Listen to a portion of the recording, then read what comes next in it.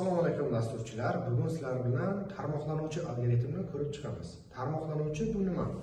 Agarda dasturimizda shart ishtirok etsa, bu tarmoqlanuvchi algoritmga kiradi. Misol uchun bizda quyidagi shart berilgan. Agarda n katta bo'lsa 0 dan musbat deb chiqarsin ekranga, aks holda manfiy deb chiqarsin. Masalan, bizga n teng 3 soni berildi. Shunda 3 kattami 0 dan agar shart to'g'ri bo'lsa, ya'ni hozirgi holatimizda to'g'ri, musbat deb chiqaradi. Mana bu 1 va 0 bu to'g'ri, noto'g'riligini bildiradi. Ana endi agarda masalan bu -3 bo'lsa, -3 kattami 0 dan shart xato bo'ladi. Shu uchun mana bu manfiy deb chiqaradi. Endi tarmoqlanuvchiga oid masalalarni ko'rib chiqamiz. Undan oldin and va orni nimaligini bitta tushunib olishimiz kerak bo'ladi. Masalan, 3 ta son berilgan, uchalasi ham teng desa, biz mana bunday yozishimiz mumkin. Masalan, a teng bo'lsa, b teng bo'lsa, c deb yozsak, bu narsa xato.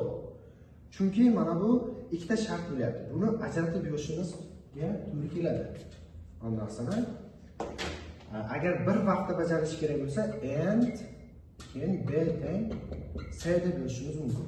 Ya'ni orada bog'lovchi bo'lishi kerak. Agarda bir nechta shart bo'lsa. Va qachon and ishlatamiz? Qachonki mana bu ikkita shart ham bir vaqtda bajarish kerak bo'lsa. Agar hech bo'lmaganda ikkitasi teng bo'lsin desa, mana bu narsa orada or bo'ladi.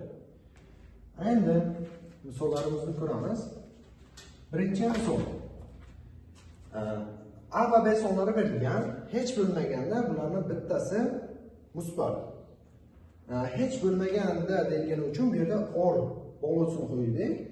Masalan, A teng -3 va B teng -5 bo'lsa, bunda hozir ikkala shart ham bajarilmaydi va shunda bizda manfiy deb natija qaytaradi. Agarda hech bo'lmasa mana bu bitta B shart bajarilsa, shunda musbat deb natija qaytaradi.